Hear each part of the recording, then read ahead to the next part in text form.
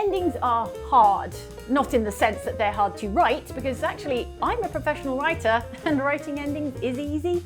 No, I mean endings are hard to play, when there is an outside chance that you could fumble the ending at the last minute and get everybody killed horrifically in the finale, so that when the credits roll shortly afterwards, you have to use the time to contemplate just how badly you effed up. Beware major spoilers for the following games, but please enjoy the 7 downer endings where suddenly you got everyone killed in the finale, and then they woke up and it was all a dream. See? Writing endings is easy.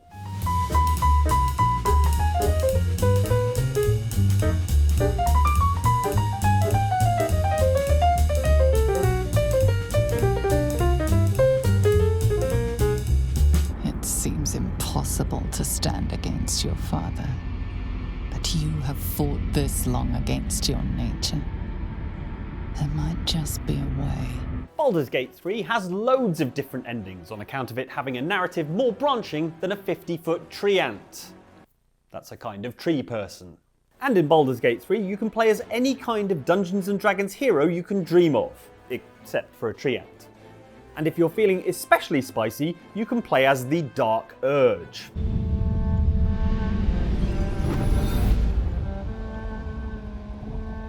My rancid blood whispers to me, kill, kill, and kill again. Okay, well, roll for dexterity, I guess?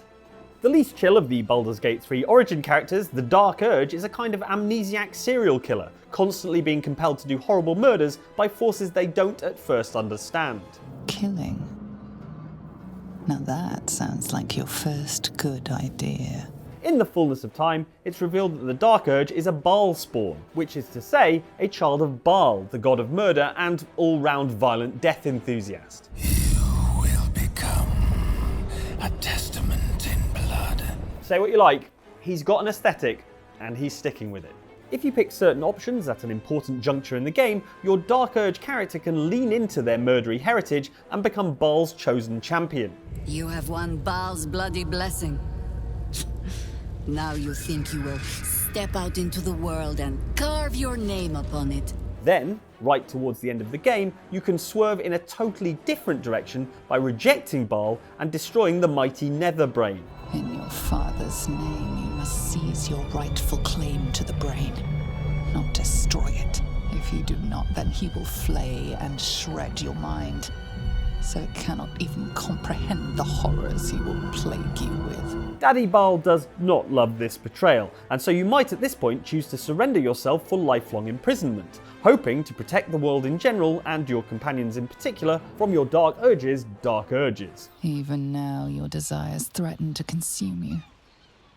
Your only hope is that a prison will be sufficient to contain you while you spend the rest of your life pondering your sins. But oops, you've just accidentally funneled yourself into the inescapably grimmest of all the Baldur's Gate 3 endings. 6 months later, your mind has been turned to mush by the influence of Baal, and you've escaped from prison, rocking up uninvited to the reunion party of your erstwhile companions. No mortal cell could hold you. The bars broke like bones. You're now a twitching, unhinged ghoul without self-control, or apparently bladder control. Worse than an animal. It all flows freely now and mingles with the gall.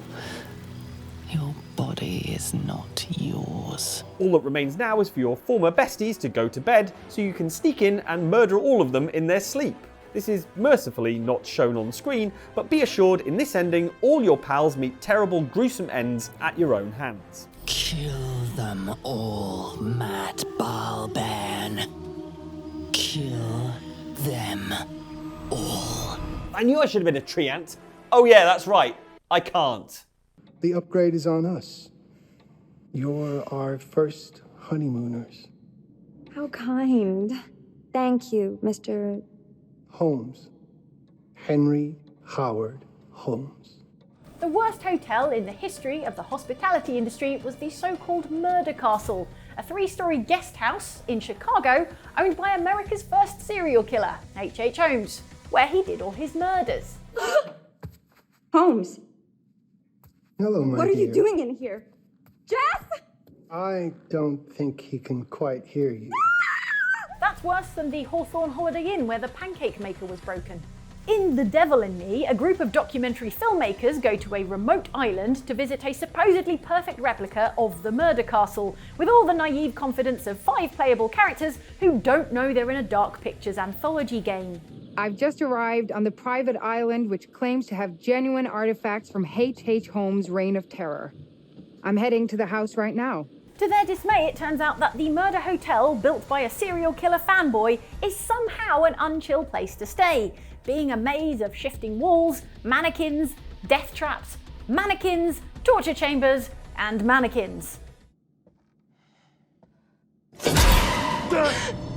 Even H.H. Holmes didn't install animatronics of himself, sheesh. With your unfortunate documentarians being stalked by Holmes cosplayer Grantham Dumet, there are myriad ways to get each of them violently unalived over the course of the game.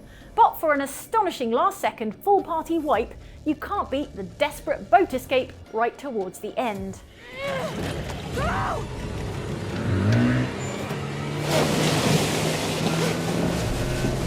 As your gang of harrowed survivors make a bid for freedom, Mr. Dumet pops up aboard the escape boat and has one last go at everyone. I'm just glad I'm in one piece. To snatch defeat from the jaws of victory, all you need to do is flub every single QuickTime event in this frantic 4-minute sequence. The result is you can witness each of the 5-player characters who did bloody well to survive nearly to the end of the game get taken out in various hideous ways. Many of which we can't show you here because YouTube hates it when someone's head comes off. Mark! All in all, it's a massacre that ends up with everybody dead and the boat crashing. And the only redemptive sliver of hope is that the dog, who is yeeted off the boat partway through the QTE disaster, survives and swims to shore, making Connie the American Staffordshire Terrier this horror show's true final girl. Now I think about it, it's not even a castle, is it? Worst hotel ever. Gentlemen, welcome to Dubai. Yep. It's still dead. Yet to be seen, Sergeant. Time was, the Spec Ops games were just standard tactical shooters, like your Ghosts Recon or your Rainbows 6. There were no moral grey areas here, you were unequivocally the good guys, and every enemy you shot dead was just another faceless tango down. I mean, part of the facelessness might be down to the extremely low resolution textures. Spec Ops: The Line was a reboot of the series that attempted to portray the horrors of war in a more realistic way than most shooters. Sort of like that bit from Call of Duty 4 Modern Warfare where a nuke goes off and everyone dies, only it's the whole game. The most famous scene involves you, the player, ordering a white phosphorus attack on what you think is a group of insurgents, only to discover, to your horror, it was a group of innocent civilians. No, those can't be the civvies that got kidnapped. It's not possible. And people wonder why there wasn't a Spec Ops: The Line 2.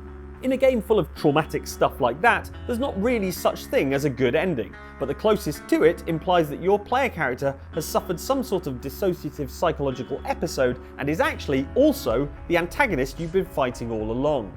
It seems that reports of my survival have been greatly exaggerated. Select that ending, and there's a post-credits epilogue where your character is picked up by an army rescue team where you're told to surrender your weapon. It's over.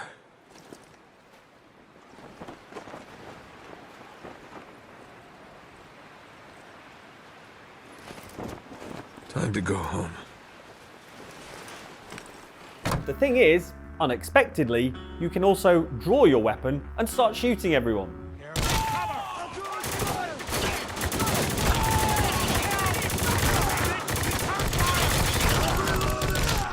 Successfully killed the entire army squad, and you really will have murdered everyone it's possible to in the game.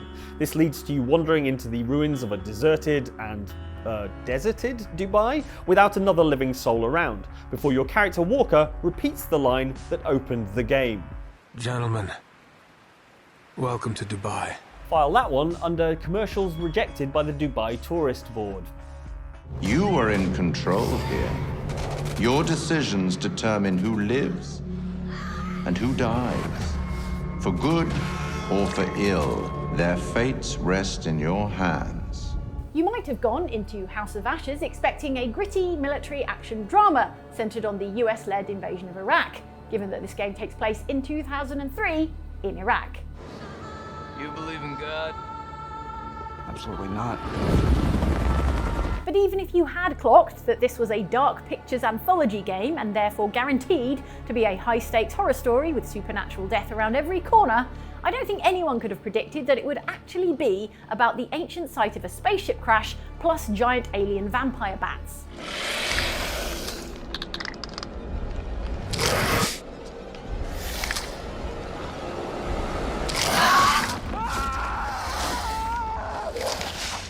Damn! I had giant alien scorpion monsters. No, you didn't. Your cast of 5 playable characters comprises 1 member of the Iraqi Republican Guard and 4 members of the US Armed Forces, one of whom is played by Ashley Tisdale, aka Sharpay from High School Musical. So you're gonna want to look after her. What's up, Marine? Can't you keep up? And if you are a focused and diligent player, you may manage to steer these poor people safely through a whole subterranean ordeal, navigating a deadly forgotten temple with 0 player character casualties along the way.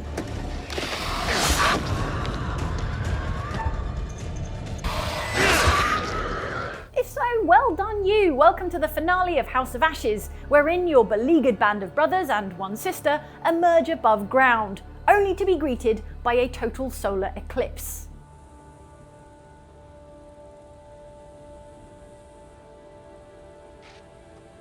Oh, you've got to be kidding me. Bad news for you, great news for those Sunshine-averse alien vampires. This triggers an intense action scene with your team holing up in a nearby house, besieged by wave after wave of bloodthirsty vampires.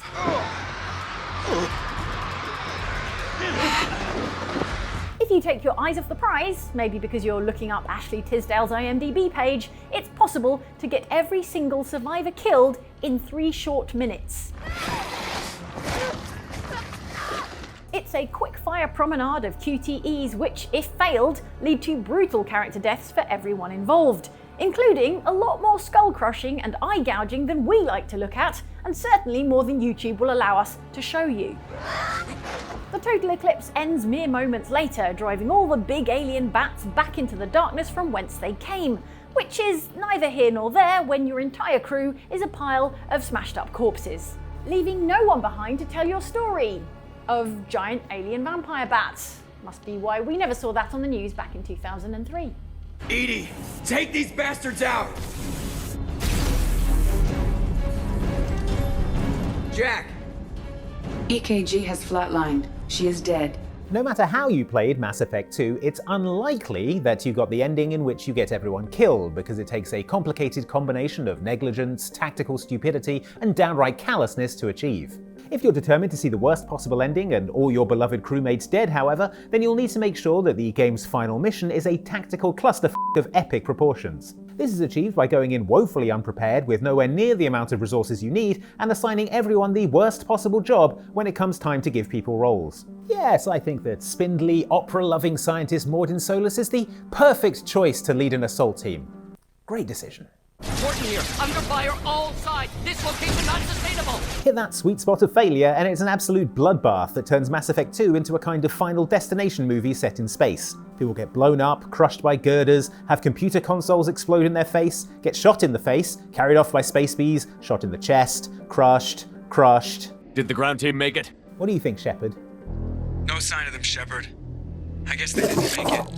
No, turns out liking Gilbert and Sullivan doesn't protect you from automatic weapon fire. Oh, and if that wasn't enough death for you, Shepard then dies by falling into a massive pit.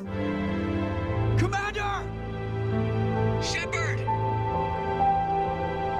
Bet you wish you'd done all those loyalty missions now, eh, Commander? Mr. Moreau, how is my ship? Feels a little empty, sir. Hey, at least now I'm dead, I won't have to pay for all these coffins.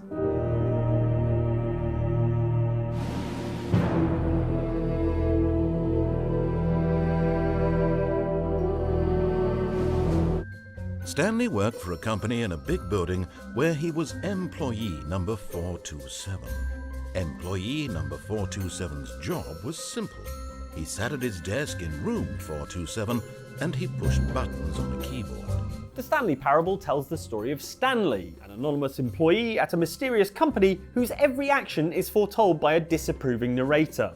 Stanley decided to go to the meeting room. Perhaps he had simply missed a memo. The game has many, many different endings. Some of them are funny. Please remove their corpse from the area and instruct another human to take their place at the computer, making sure they understand basic first-person video game mechanics and filling them in on the history of narrative tropes in video gaming. Some of them are thought-provoking. Stanley, please. I need you to make a choice. I need you to walk through the door. And some of them are downright bizarre. It was a facility for monitoring and surveilling silly birds all over the world. Some of them definitely count as bad endings, and arguably the most surprising one of all involved you triggering a devastating explosion that not only kills Stanley, but presumably quite a lot of the surrounding population. And what's worse is, it's entirely your fault. To get this ending, you have to do everything the narrator says. Coming to a staircase, Stanley walked upstairs to his boss's office. Follow his every instruction to the letter, and eventually you'll end up being told to press a button to turn off a mind control machine. Stanley decided that this machinery would never again exert its terrible power. If at this point you ignore the narrator and press the button you're not told to press, the one that turns the machine on, you'll realise right away that this was perhaps an unwise move. Ah, now this is making things a little more fun, isn't it, Stanley? It's your time to shine. You are the star. It's your story now. Shape it to your heart's desires. Oh, this is much better than what I had in mind. What a shame we have so little time left to enjoy it. From this point onwards, you're locked into the ending of the Stanley Parable, no matter what you try and do. I mean, look at you. Running from button to button, screen to screen, clicking on every little thing in this room. These numbered buttons, no, these colored ones. Or maybe this big red button, or this door. Everything, anything, something here will save me. Why would you think that, Stanley? And when the countdown reaches 0, the office's nuclear self-destruct system goes off, obliterating Stanley and everyone else in a 5-mile radius. Make it count. Or don't. It's all the same to me, all a part of the joke.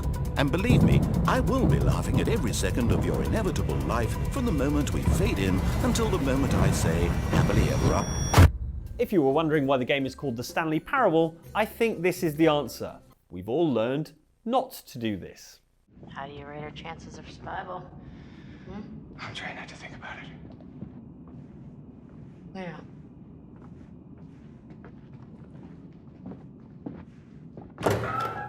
Uh-oh. Sam. Run. Run! Until Dawn is an interactive horror movie in which young, telegenic adults are menaced on a mountain by less telegenic supernatural cannibal monsters. In the tradition of horror movies, but with the added layer of interactivity and a decision tree with more branches than Starbucks, the menaced young adults will live or die according to how you play. Right.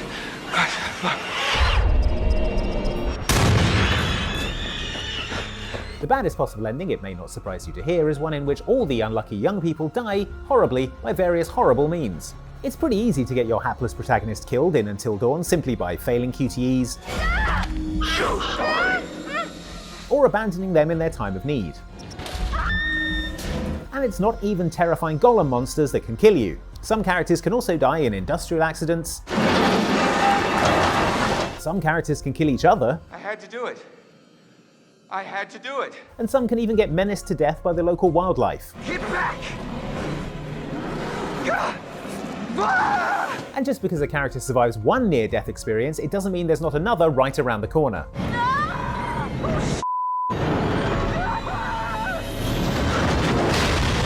Seriously, you've got to watch these guys like a hawk. Anyway, blunder into enough of these deaths and eventually you will have run out of playable characters altogether, at which point the game will end with a cheery reminder that you f***ed up big time. We have visual. The main structure is completely destroyed. Over. I'm seeing something. There is still no sign of any survivors. pretty bleak. I wonder what the good ending looks like where everyone lives. We have a visual on a survivor. One survivor, repeat. Is that? Stay back! Stay back! No! Stay back! Oh, well, glad I bothered. So much death. And now we come to the ending of this list video about endings, and as we all know, endings are easy. Line. Thanks for watching. If you would like to watch more videos. Thanks for watching. If you'd like to watch more videos. We have one up here from us. We have one up here from us. One down here from Outside Extra. One down here from Outside Extra. Thanks to Andy for writing all the good parts of this video. Thanks to Andy for writing all the good parts of this video. He didn't do that. He's very good and handsome and cool. He's very good and handsome and cool, and I am, yeah, okay. End of video. End of video.